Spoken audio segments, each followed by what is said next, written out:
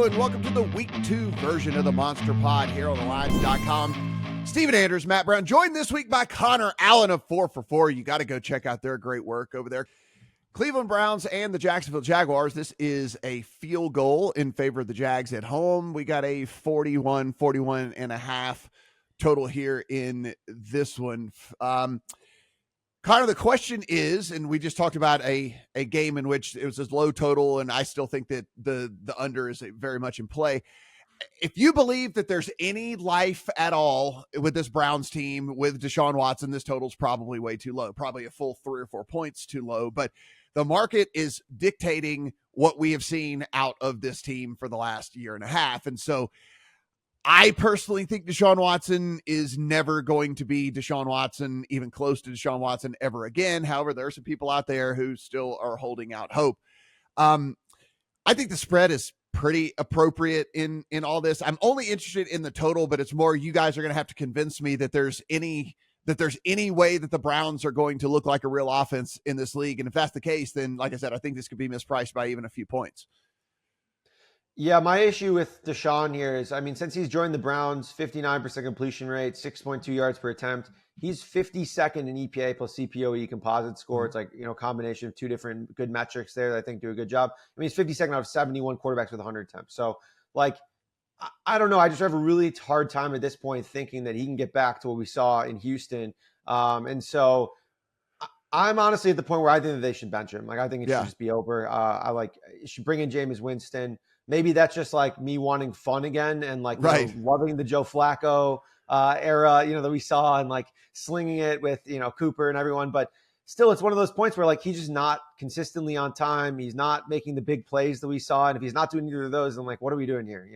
Why is he still on the field? So for me, this is a game where we saw Jacksonville play an insane rate of man defense last week. And I think that could give them problems here could give Deshaun Watson problems here again. So for me, it's a lean under, but I just have a hard time gauging either of these teams right here because I don't want to get caught, catching a falling sword with Deshaun Watson and the Browns here in case, I don't know, maybe some reason they pop off. So last time we saw the Jags, Steven, it was 17-7. They were heading in to make it 24-7 against the Dolphins, and it was going to be the dagger. And instead, ball gets punched out, and everything goes to hell, and the Jags end up not scoring again and losing the game.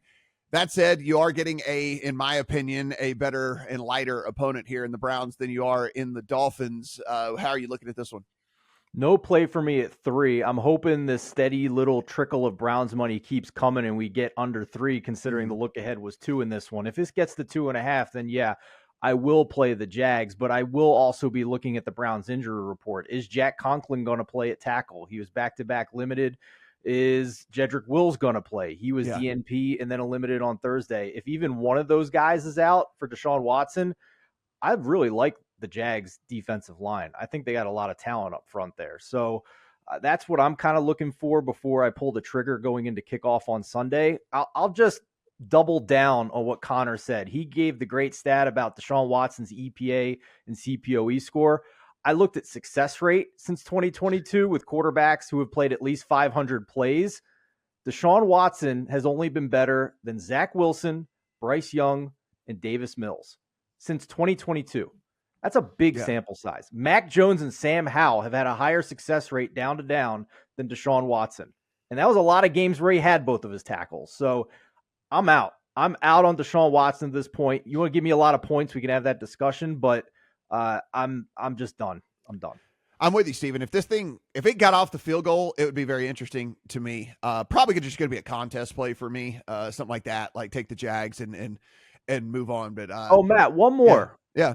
Future. I wanted to bet here this week. Oh, all right. One of our freelancers, Judah Fort Gang, I thought made a really compelling case this week for Brian Thomas, Offensive Rookie of the Year for the Jags. He was a blatant DPI away from a 5-catch, 88-yard, 2-touchdown game in his NFL debut. To me, it's clear this guy might be the number one option in this offense.